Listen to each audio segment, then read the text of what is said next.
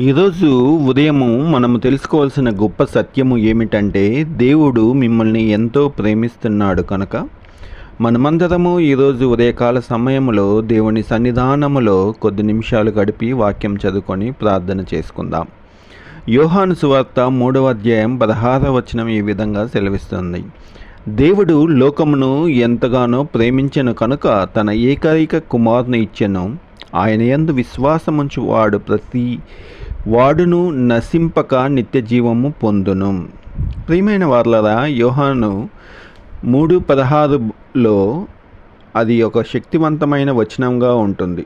దేవుడు మనల్ని అంతగా ప్రేమించాడు కాబట్టి తమ కుమారుడైన యేసుక్రీస్తుని ఈ లోకానికి పంపించాడు. మన తప్పులు, మన బలహీనతలు ఉన్నా కూడా దేవుని ప్రేమ తగ్గదు. ఈ ఉదయం మనం గుర్తుంచుకోవాల్సిన విషయం ఏమిటంటే, మన జీవితము దేవునికి చాలా విలువైనది.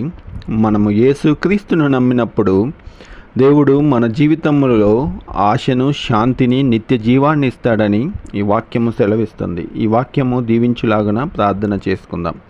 మమ్మల్ని అతిమిక్కిలిగా ప్రేమించిన మా పరలోక రక్షక దేవా, ఈ ఉదయకాల సమయంలో మేము వాక్యం చదువుకొని విని ప్రార్థన చేసుకుంటున్నందుకు వందనాలు దేవా.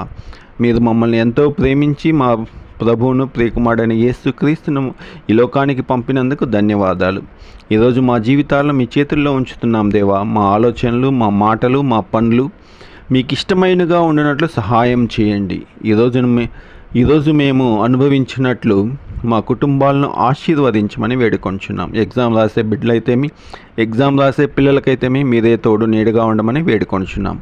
ఈరోజు మా కాపుదలలో నింపి మమ్మల్ని కాచి కాపాడి రక్షిస్తారని మా ప్రభువును, ప్రియకుమారుడైన యేసుక్రీస్తు నామమున అతి వినయంగా ప్రార్థించి వేడుకొంచున్నాం తండ్రి. ఆమెన్.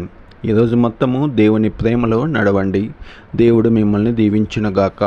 ఆమెన్.